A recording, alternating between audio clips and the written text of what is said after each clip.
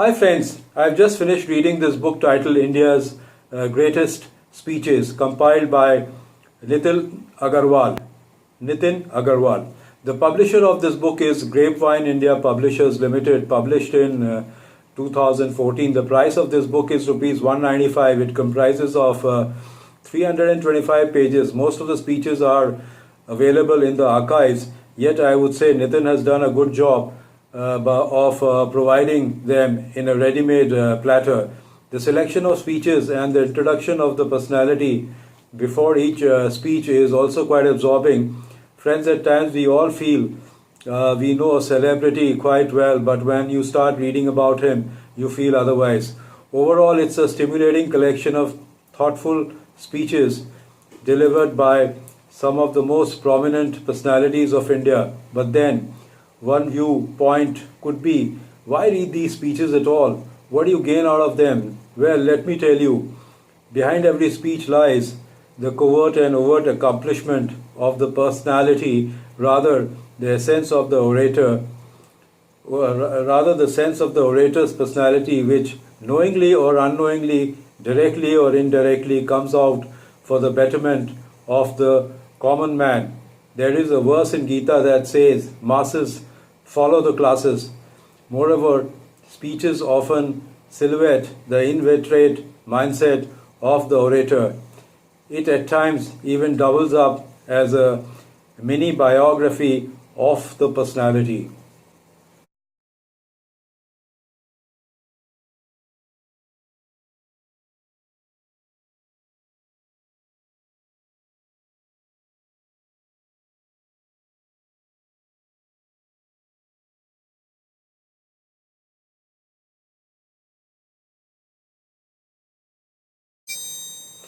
Set to inspire, the book includes some of the most stirring and eloquent addresses by Rabindranath Tagore, Swami Vivekananda, Sardar Vallabhbhai Patel, Mother Teresa, J.R.D. Tata, Abdul Kalam, Narendra Modi, and many other influential Indian leaders. The book starts with a short insight from Bhagavad Gita. It then goes on to cover 25 speeches of 23 Sinazor personalities of India. One will find a good amount of historical perspective in some of the speeches. Almost all speeches are loaded with aspects of challenge, failure, success, struggle, decision making, telling of tough tales, and life lessons, and in the ultimate, the making of those towering personalities.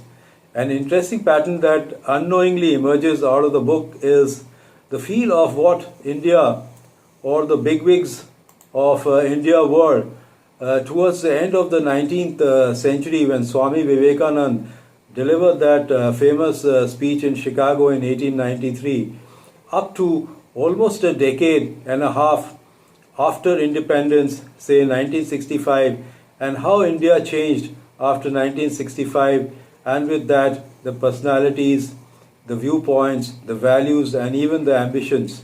The world of today has become more complex, competition has intensified, struggles have become long and even tougher. Globalization has taken over issues, and nothing is isolated and everything is known to everyone.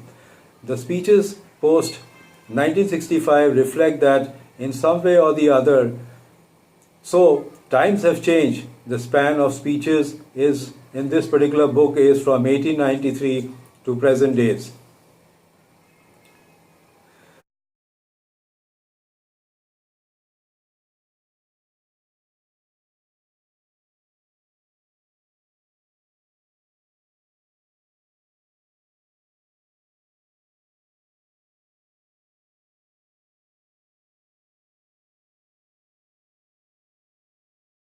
There are two speeches of Mahatma Gandhi delivered in the years 1912 and 1922. When you read these speeches, you get an eerie feeling as to how different India has become since then. Shahid Bhagat Singh's famous daring statement before Lahore High Court bench exhibits his jazba, his passion for his motherland, India. In the year 1937, Veer Damodar Savarkar, then president of Akhil Bharatiya Hindu Mahasabha, delivered a speech in Karnavati defining Hinduism, which is extremely interesting.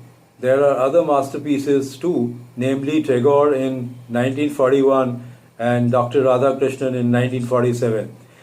Then you have the famous speeches of Subhash Chandra Bose, Give Me Blood and I Promise You Freedom, and Nehru's Tryst with Destiny.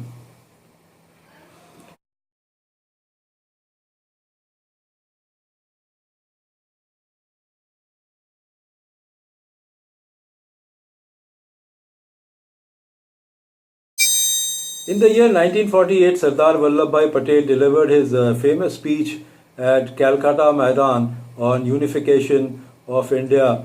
Pandit Deen Dayal Upadhyay, a very important leader of Jansangh, now morphed into BJP in the year 1965, had addressed a full house on integral Hinduism.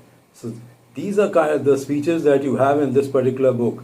One is really moved by the humbleness of Mother Teresa when one goes through her address that she made in 1975 in that historic speech at the time of accepting the Nobel Peace Prize, and J.R.D. Tata's superlative speech in the year 1982 on his historic flight reenactment, and that famous speech of Mrs. Gandhi, her last one in 1984, after which she was assassinated.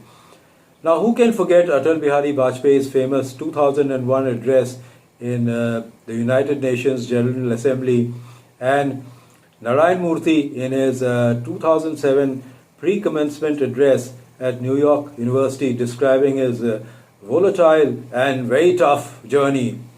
There are two speeches of Prime Minister Narendra Modi delivered in 2014, one at FICCI Ahmedabad and the second one on Independence Day, that outlines India's future and what he intends doing for the country. Then we have President Abdul Kalam's par excellence speech that he delivered in 2011, which is so very educative. On the creative side, there are A.R. Rahman's 2009 Oscar Awards acceptance address and Shah Rukh Khan's famous Courage in Success delivered in 2013.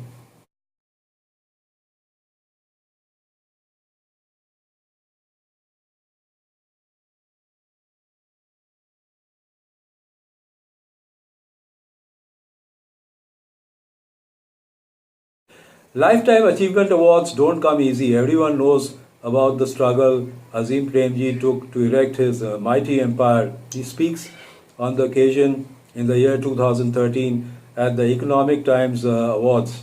Last, but not the least, the making of the world champions. Sports achievements are one of the toughest, where you start alone, and if you're not successful, you go into oblivion and followed by a big depression.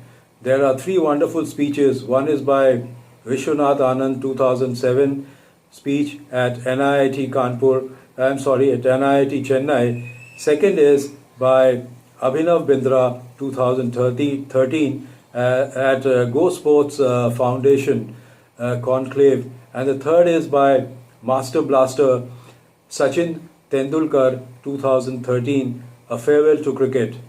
So friends, overall it's an interesting read. If you're inclined to know these personalities more than what you've heard about them through WhatsApp or any other social media means. So that way it's an interesting book, and you'll also get to know their tedious journey, how they covered all their tracks, and how they rose to fame. I'm separately attaching in this particular presentation only a list of speeches for you. Meanwhile, goodbye and see you soon.